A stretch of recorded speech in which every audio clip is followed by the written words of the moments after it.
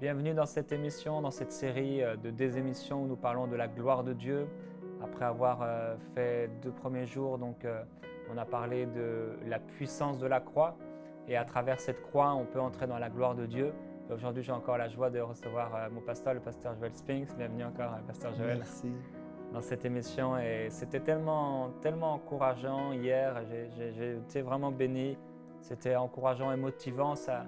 Parler de la gloire de Dieu, ça l'amène dans notre vie. Et tu parlais de la confession hier, de faire des décrets de la gloire de Dieu. Et c'est tellement important que dans nos maisons, on puisse parler la gloire de Dieu au lieu de parler la maladie ou les problèmes ou le manque d'argent.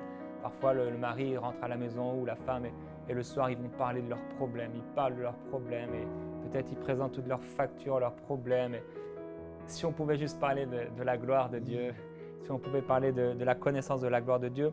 L'apôtre Paul disait dans 2 Corinthiens au chapitre 4 au verset 6, ce verset qu'on a lu hier, « Car Dieu qui a dit « La lumière brillera du sein des ténèbres » a brillé dans nos cœurs pour faire resplendir la connaissance de la gloire de Dieu sur la face de Christ. » Et Jésus a dit cette parole dans Jean, c'est tellement encourageant de lire cette parole.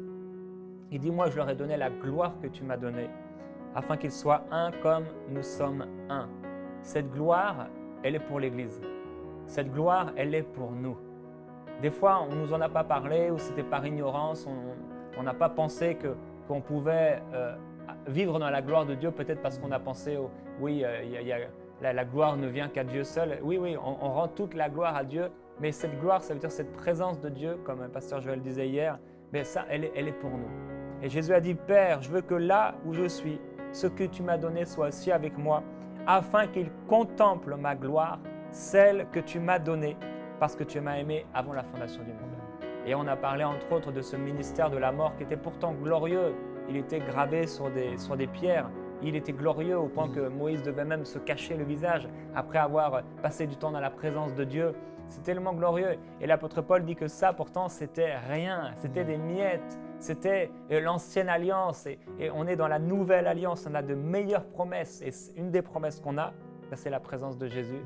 C'est la présence de la gloire de Dieu. C'est la présence du Saint-Esprit sur nous, dans nos maisons, à travers nous.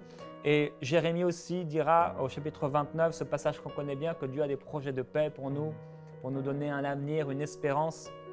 Il dit alors, vous invoquerez, vous pourrez partir, vous intercéderez et je vous exaucerai. Mais il dit aussi quelque chose d'intéressant, vous me chercherez et vous me trouverez parce que vous me chercherez de tout votre cœur.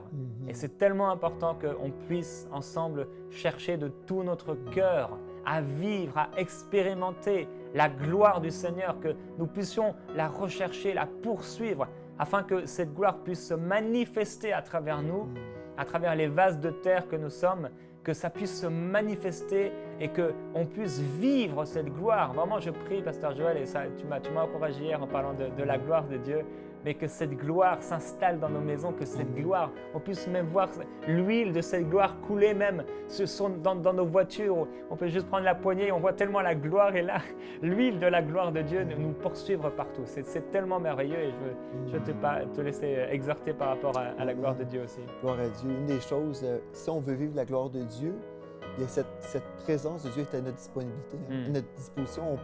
On peut vivre la gloire de Dieu juste en parlant de la présence de Dieu.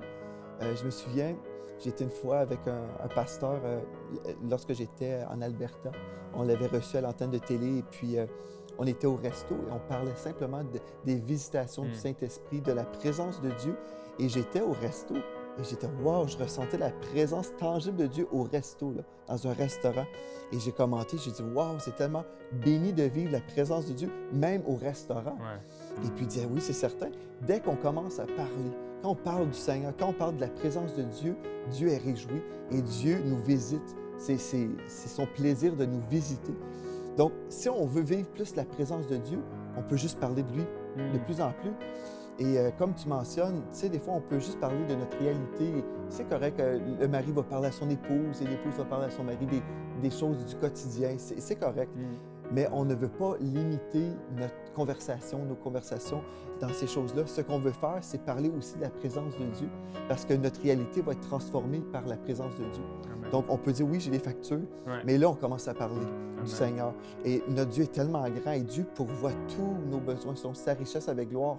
Et là, comme on parle de la présence de Dieu, notre vie est changée. Et même dans notre couple ou dans nos familles, dans nos églises, peu importe, la présence de Dieu fait toute la différence. Et le texte que j'ai lu hier, que j'aimerais relire aujourd'hui dans Habakkuk 2,14, il est écrit « La terre sera remplie de la connaissance de la gloire de l'Éternel, comme le fond de la mer par les eaux qui le couvrent. » Et ce que je trouve remarquable ici, c'est la Bible dit « La terre sera remplie de la connaissance de la gloire ». Pas simplement « La terre sera remplie de la connaissance de l'Éternel ». Dans nos églises, souvent, et dans notre vie chrétienne, souvent, on a connu beaucoup de choses concernant Dieu. Ouais. Dieu est comme ci, Dieu est comme cela, Dieu est bon, Dieu est merveilleux, oui, c'est vrai. Mais connaître la gloire de Dieu, la connaissance de la gloire de l'Éternel. Ça, on parle, oui, on parle d'une expérience dans la présence de Dieu.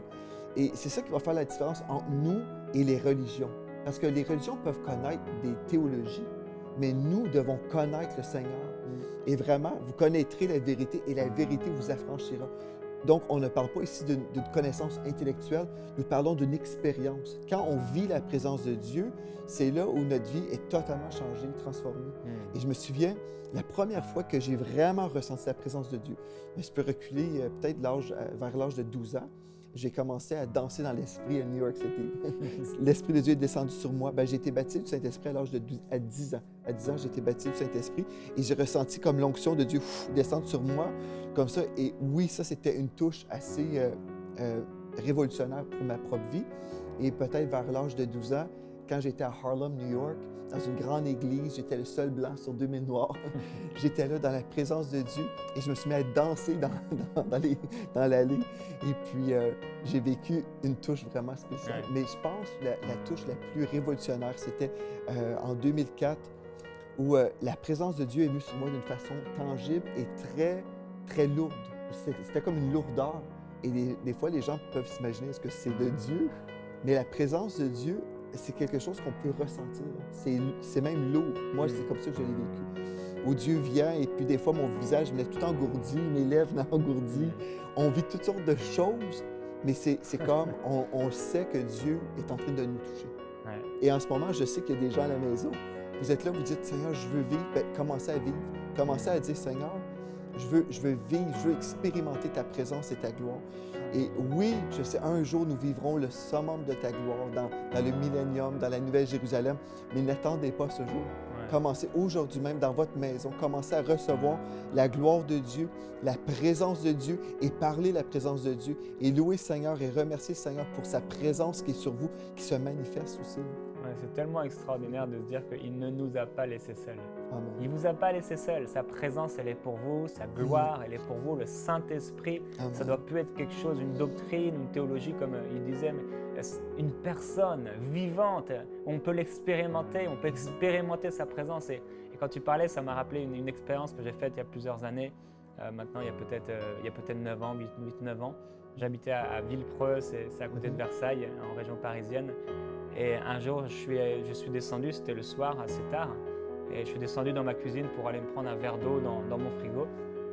Et au moment où j'allais ouvrir mon frigo pour prendre ce verre d'eau, là, la présence de Dieu est descendue sur moi et j'ai réalisé qu'en fait, j'avais pas soif de cette eau, mais j'avais une soif spirituelle de passer du temps dans la présence de Dieu.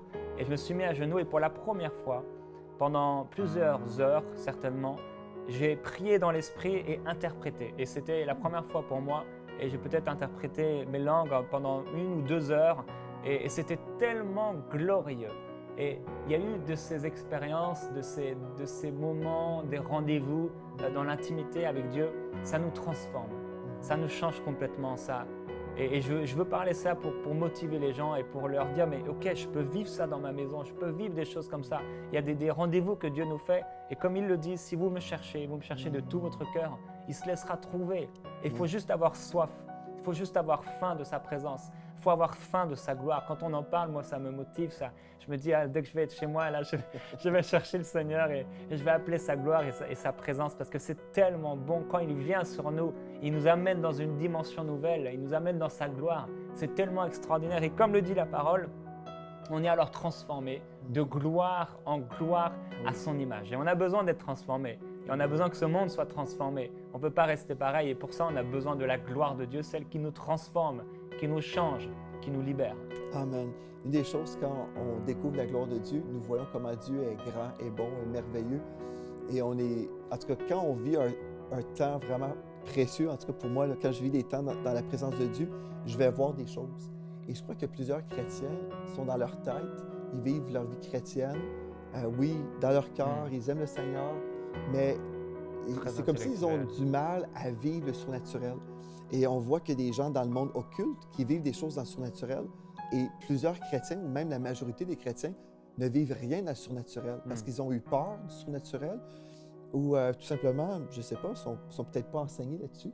Mais aujourd'hui, j'aimerais vous dire que le surnaturel est pour nous et c'est normal en fait. L'enfant de Dieu est censé de vivre des choses avec le Seigneur et ressentir la présence de Dieu, c'est normal. Des fois, les gens vont dire « Ah, mais ici, là, c'est émotif. » Non, on ne devrait pas mépriser l'aspect où Dieu veut se manifester d'une façon tangible. Le surnaturel n'est pas simplement pour le monde occulte, mais le surnaturel est certainement pour nous, les enfants de Dieu. Et Dieu veut venir nous revêtir de son onction, de sa présence, et il nous a donné également des dons spirituels, des dons de l'esprit qu'on peut expérimenter. Une des choses que j'ai vécues dans ma vie et que je crois qui est vraiment pour plusieurs, Dieu veut renouveler notre vision. Il veut commencer à ouvrir nos yeux spirituels, illuminer nos yeux pour qu'on puisse voir la splendeur de son royaume. Et quand on devient un enfant de Dieu, certainement, le voile a été enlevé. On a vu que l'Évangile c'était comme « wow, c'est la solution, c'est ça qui va tout changer dans ma vie ».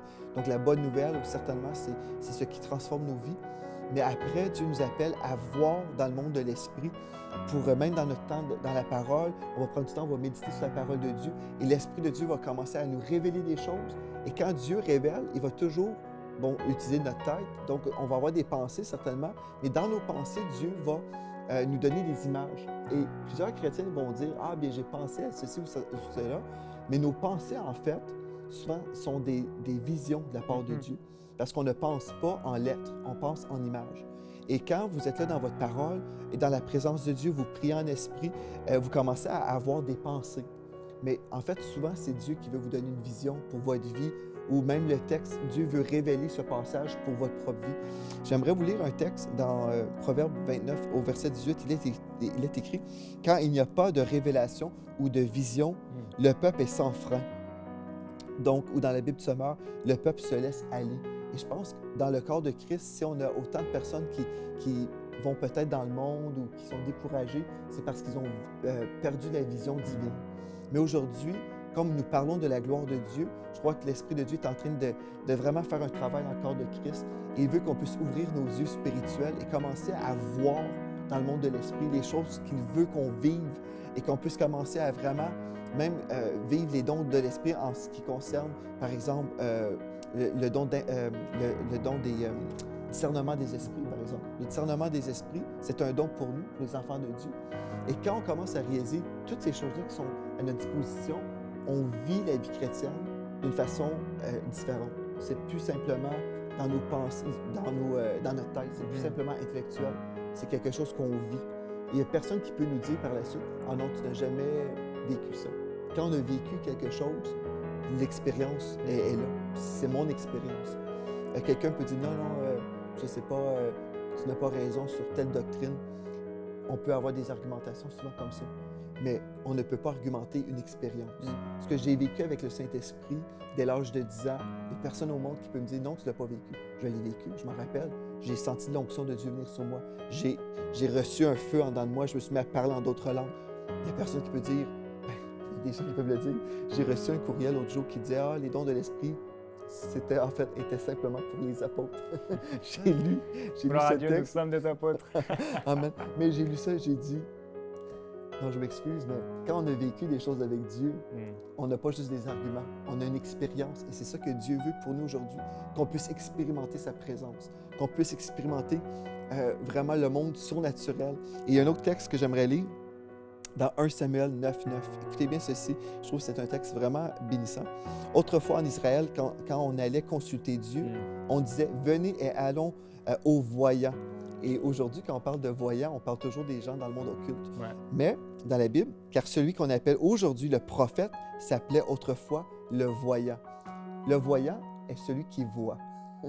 Donc, si on est voyant, ou même si nous avons un ministère prophétique, nous allons voir des choses dans le monde de l'esprit. C'est tout à fait normal, selon la parole de Dieu. Donc, Dieu veut qu'on puisse relâcher notre foi pour commencer à vivre des choses aujourd'hui même. Si vous êtes dans une église, vous devriez être dans une église, bien là, commencez à prier pour votre église, prier pour votre pasteur et commencez à recevoir la vision que Dieu a de votre église. Peut-être vous dites, ah, mais c'est pas comme ça en ce moment. Oui, mais Dieu a une vision pour cette église-là. Pour votre propre vie, pour vos enfants, pour peu importe votre travail, Dieu a une vision pour vous. Commencez à voir ce que Dieu veut que vous voyez et votre monde va changer. Amen. On va prier par rapport à ça. C'est tellement important de s'ouvrir au Saint-Esprit, d'aspirer aux dons les meilleurs, aspirer au Saint-Esprit. Parce que comme le Seigneur le disait hier, on l'a souvent limité et Dieu aimerait tellement donner. C'est un donneur. Le Seigneur donne, il donne gratuitement, sans faire de reproches. Il est tellement bon, tellement merveilleux. Il nous aime tellement et on va venir auprès de lui si vous voulez prier avec nous aujourd'hui. On vient à toi, Saint-Esprit, on vient à toi, Père. Merci parce que tu nous donnes toutes choses gratuitement, sans nous faire de reproches, sans nous condamner. Et on est tellement reconnaissant pour la croix, reconnaissant pour ton amour, reconnaissant parce que tu nous as donné, Seigneur Jésus, cette gloire que tu as reçue du Père. Tu l'as partagée à ton Église afin qu'elle soit glorieuse, afin qu'elle soit puissante, afin qu'elle expérimente ta vie, qu'elle ne vive pas dans la religion, qu'elle ne vive pas dans la mort, mais qu'elle vive dans l'abondance de ta gloire. Père, tu es en train de parler à l'Église à travers ce moment de prière, ce moment de partage.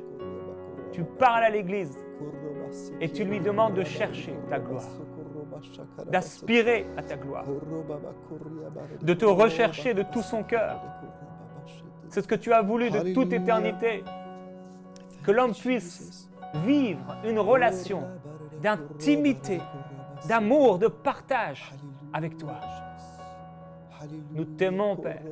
Nous aimons ta présence. Nous aimons ta gloire. Que cette gloire se manifeste dans nos vies. Nous aspirons aux dons spirituels. Nous aspirons à ce discernement des esprits pour voir dans le domaine de l'esprit tout ce que tu as en réserve pour nous. Saint-Esprit, manifeste ta gloire au milieu de ton peuple, dans nos vies personnelles. Alléluia. Seigneur Dieu, je te remercie. Je te remercie, Seigneur Dieu, parce que ta gloire se lève sur nous. Ta lumière, ta présence se lève sur nous, Seigneur Dieu. Et nous t'accueillons. Nous t'accueillons, Esprit de Dieu. Nous te remercions, Seigneur, parce qu'en ce moment, tu es en train de transformer des vies. Et comme nous l'avons déclaré, nous déclarons encore, Seigneur, nous déclarons ta gloire. Nous déclarons ta présence sur chaque téléspectateur en ce moment, sur chaque personne à la maison qui dirait « Seigneur, je veux vivre ta présence. » Oh, Seigneur, je te remercie parce que tu te manifestes en ce moment. Seigneur, il y a des gens qui n'ont jamais vécu une touche de toi, qui ont toujours été à l'Église, qui ont juste vécu dans leur tête. Aujourd'hui, on appelle vraiment un vent de ton esprit qui vient dans leur maison maintenant.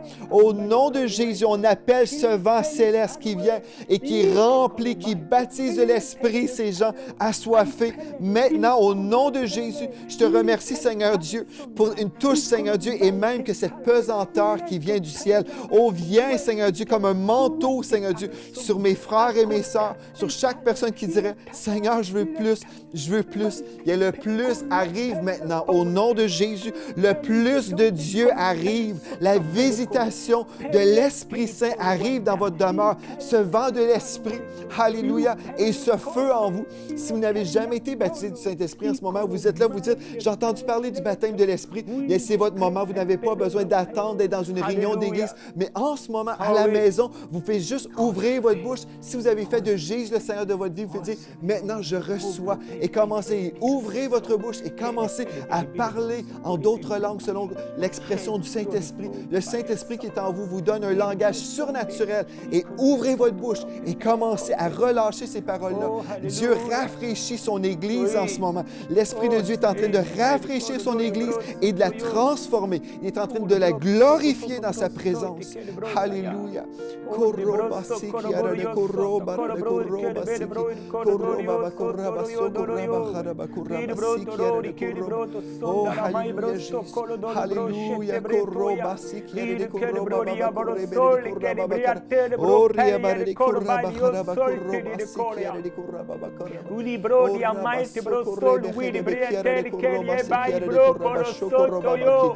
Oh, alléluia, n'ayez pas peur de la gloire de Dieu, mais recevez cette gloire. Recevez la gloire de Dieu. Recevez la puissance. Recevez la présence de Dieu. Recevez-la dans le nom de Jésus. La gloire, nous parlons la gloire, la gloire, la gloire, la gloire dans votre vie. La gloire dans votre vie. Alléluia. Oh, la puissance de Dieu se déverse sur beaucoup de gens maintenant. Sur beaucoup de gens. La puissance de Dieu, la gloire du Seigneur Jésus-Christ. Elle se révèle, elle est révélée. Elle est révélée. Il y a des liens qui sont brisés maintenant, des chaînes qui sont brisées. Dans le nom de Jésus, recevez la libération. Recevez là où il est l'esprit, la liberté. La liberté. Recevez votre liberté en Jésus-Christ. Oh, alléluia, l'onction de Dieu, l'onction de Dieu qui est sur vous, détruit les jours qui veulent venir sur vous. L'onction de Dieu qui est sur vous en ce moment, brise les jougs et vous libère maintenant au nom de Jésus. Je vois une jeune fille qui semble être orientale, qui a été prise dans un esprit de crainte, mais comme toute crispée comme ça, dans la crainte. Et maintenant, au nom de Jésus, je déclare cette parole de foi, cette parole de libération. Dans le nom de Jésus, vous pouvez vous redresser dans la liberté maintenant, au nom de Jésus. Vous avez été libérés de toute oppression par l'onction du Saint-Esprit qui est sur vous maintenant. C'est quelque chose de tangible. Vous le ressentez. Vous savez que c'est vous. Au nom de Jésus, je déclare cette liberté. Vous êtes affranchis maintenant, au nom de Jésus. Alléluia, le Seigneur Jésus-Christ a donné sa vie pour vous. Il a souffert pour vous. Son sang a coulé pour vous pardonner, pour vous purifier. Le Père l'a envoyé. Dieu a envoyé son Fils unique, Jésus-Christ. Il est venu de sa gloire et il l'a donné. Jésus-Christ a donné sa vie et son sang pour vous pardonner de tout péché, pour vous libérer là où vous êtes. Là où vous êtes, plusieurs personnes au Moyen-Orient, vous êtes libres dans le nom de Jésus-Christ. Recevez Jésus-Christ. Recevez son pardon. Et alors oui, vous serez libre. Recevez son pardon. Recevez son pardon. Vous devez maintenant lui dire, Père, Dieu, pardonne-moi. Pardonne-moi parce que j'ai péché. Pardonne-moi parce que je n'ai pas accepté ton Fils Jésus-Christ. Mais aujourd'hui, je reçois Jésus-Christ. Aujourd'hui, je te demande pardon pour tous mes péchés. Aujourd'hui, je crois que tu es mort pour mes péchés. Je crois que tu es venu pour me sauver, pour me libérer et pour me faire goûter ta gloire. Aujourd'hui, soyez sauvés. Soyez libérés, soyez sauvés dans le nom de Jésus-Christ. Alléluia. Ce que je vois depuis un certain moment, c'est juste une personne qui a souvent c'est comme des maux de tête, mais des migraines, et c'est très, très, très intense, et c'est comme si votre tête est très, très, très serrée. Puis en ce moment, l'Esprit de Dieu vient sur vous, et je déclare sur vous, tout simplement, vous êtes libre de ça. C'est terminé, ces maux de tête, ces migraines sont terminés maintenant au nom de Jésus. C'est simplement l'onction de Dieu qui vous libère. Alléluia, je déclare que c'est accompli aujourd'hui. Recevez cette parole comme étant un réma pour votre propre vie. Ça m'appartient, cette parole m'appartient, je suis libre de ces migraines, et c'est terminé. Au lieu d'être sous cette oppression qui vient du royaume des ténèbres, maintenant vous recevez l'onction de Dieu. Alléluia, vous êtes dans la paix, vous êtes dans la joie. Alléluia, vous êtes dans une liberté totale dans le nom de Jésus. Et je reçois également qu'il y a une personne dans les Pays-Bas, vous êtes là et vous êtes comme perturbé intérieurement, vous êtes là et vous dites, est-ce que ces gens-là peuvent même donner une parole pour moi? Bien oui, l'Esprit de Dieu est en train de dire, il est votre paix. Vous avez simplement besoin de regarder au Seigneur et de cesser de regarder autour de vous, aux circonstances qui sont là. Vous êtes perturbé, vous êtes comme tout à l'envers intérieurement et vous avez dit, est-ce que Dieu me voit ici dans les Pays-Bas et Dieu vous voit en ce moment et Dieu vous parle en ce moment même et nous déclarons aujourd'hui une journée de restauration. Nous déclarons sur vous aujourd'hui une journée de délivrance. Que toute cette oppression, toutes ces choses que vous vivez à l'intérieur, aujourd'hui même, nous déclarons la pleine liberté. Nous déclarons l'onction de Dieu qui détruit tous ces jougs-là. Et vous pouvez avancer dans la lumière, vous pouvez avancer dans la paix, dans l'onction du Saint-Esprit, dans le précieux nom de Jésus, le nom qui est au-dessus de tous les noms. Alléluia. Korobasikiere de korobasikiere de shekriaba. Alléluia. Korobasikiere de korabasu korobasharaba korobasontororo. Alléluia, Jésus. Vous avez abandonné le Seigneur et Dieu vous appelle à lui. Il vous rappelle à lui. Alléluia, Jésus. Il vous rappelle à lui. Comme une femme qui a déshonoré son mari, comme une femme adultère, il vous rappelle à lui. Parce qu'il vous aime. Alléluia. Vous l'avez abandonné. Vous êtes creusé des citernes qui ne retiennent pas l'eau. Il vous rappelle à lui aujourd'hui. Revenez au Seigneur Jésus. Revenez à votre Dieu qui pardonne. Revenez à lui aujourd'hui. Pour l'aimer. Pour l'aimer. Pour le servir à lui seul. Revenez au Père. Alléluia. Alléluia, Jésus. Alléluia. Alléluia. En ce moment, je ressens aussi qu'il y a des gens, spécialement, je vois Moscou, je vois qu'il y a des gens qui ont été juste comme découragés de leur Église, découragés de la vie chrétienne, comme sous un nuage. Vous vivez dans le découragement. Et aujourd'hui, je veux juste déclarer sur la Russie la gloire de l'Éternel. Vous êtes là en Russie, mais je déclare la gloire de l'Éternel sur vous. La présence de Dieu qui est là, qui vous rencontre là où vous êtes. Alléluia. Merci Seigneur Dieu. Merci Seigneur Dieu. Parce qu'il n'y a aucune principauté, il n'y a aucune domination qui peut empêcher la gloire de Dieu. Maintenant, nous la déclarons sur vous. Nous la déclarons sur vous et recevez maintenant au nom de Jésus. Alléluia, la présence de Dieu qui change toutes choses pour vous. Merci Père. Alléluia Jésus. Déclarons la présence de Jésus-Christ dans tous ces pays du Nord, l'Ukraine, la Slovaquie. Proclamons la présence de Jésus-Christ sur vous, sur vos maisons, dans vos chambres, dans vos salles à manger, dans vos cuisines. La présence de Jésus-Christ, elle vient, le ciel ouvert au-dessus de vos têtes. La présence de Jésus-Christ. Lève-toi, sois éclairé par la gloire du Seigneur Jésus-Christ. La gloire de votre Dieu se lève sur vous. Vous et vos maisons, vous servirez le Seigneur dans sa gloire. Une plus grande mesure de gloire sur vous maintenant, pour être une source de bénédiction. Alléluia. Gloire à Dieu. Alléluia. Nous te remercions, Seigneur Dieu, pour une touche de toi aujourd'hui. Chaque personne aujourd'hui qui dit « J'en veux plus, je veux plus de toi ». Merci, Seigneur Dieu, parce que le plus est sur mes frères et mes sœurs. La présence de Dieu est sur vous maintenant. Et ne laissez personne vous dire le contraire. Dieu est avec vous, la présence du Saint-Esprit vous accompagne. La gloire de Dieu se lève sur vous, dans le précieux nom de Jésus. Amen. Amen. Alléluia. Amen. Envoyez-nous vos sujets de prière à prière@enseigne-moi.com.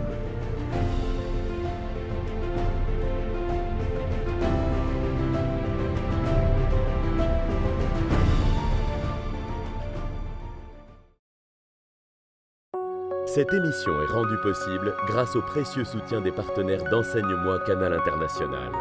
Retrouvez tous nos programmes sur enseigne-moi.com.